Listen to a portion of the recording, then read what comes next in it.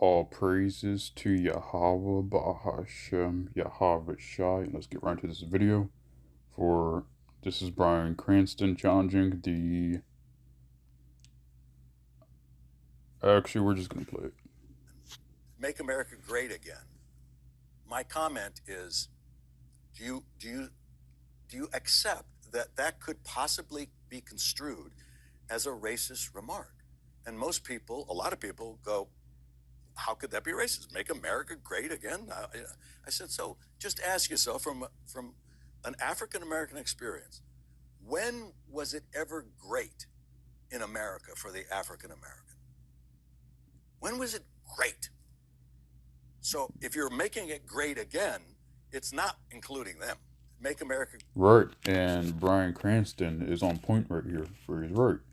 For what does make America great again? Now we know the term MAGA is also a term for a high-ranking witch, but it's also a phrase used by the Trump supporters, specifically the Edomite Trump supporters, where they say, "Make America great again." Because what does it mean to make America great again?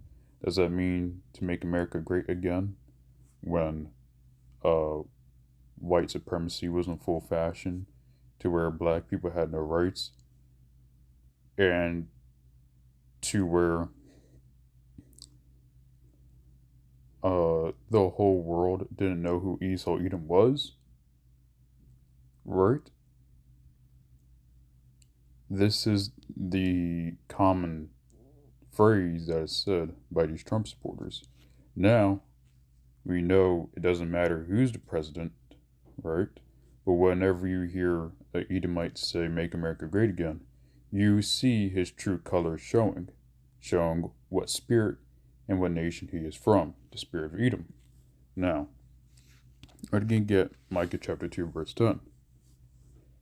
"Arise ye and depart, for this is not your rest, because it is polluted, it shall destroy you even with the sword of destruction." Right? So this land of Babylon is polluted, and if you try to partake in the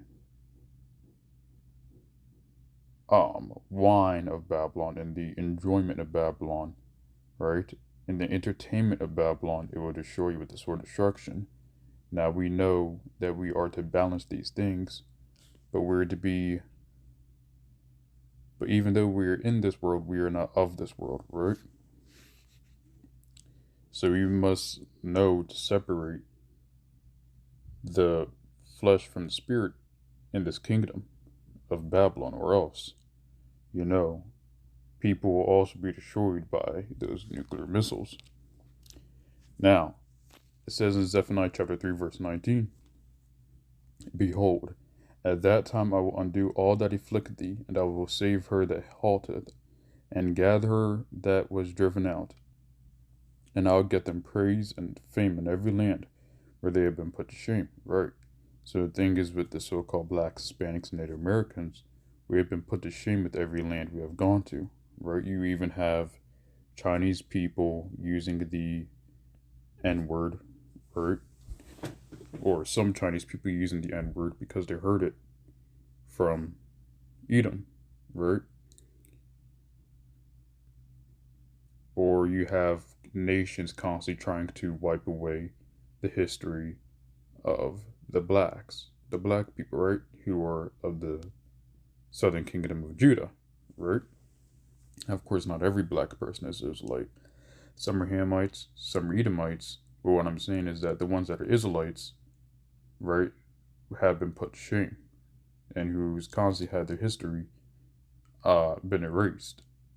So you have it to where you even have social media, where social media puts a lot of lies, and the whole world sees the lies by the media that is put on black people and Hispanics, right? That people all around the world think black people, and also known as the Israelites of the Southern Kingdom, are thugs, right? And only rappers. But according to Zephaniah chapter 3, verse 19, every land where it put to shame will have fame, right? So soon, even though we have shame on this side, we will have fame on the other side. So if this lesson was very edifying, all praises to Yahweh, Bahashem, Yahweh Shai, and Shalom.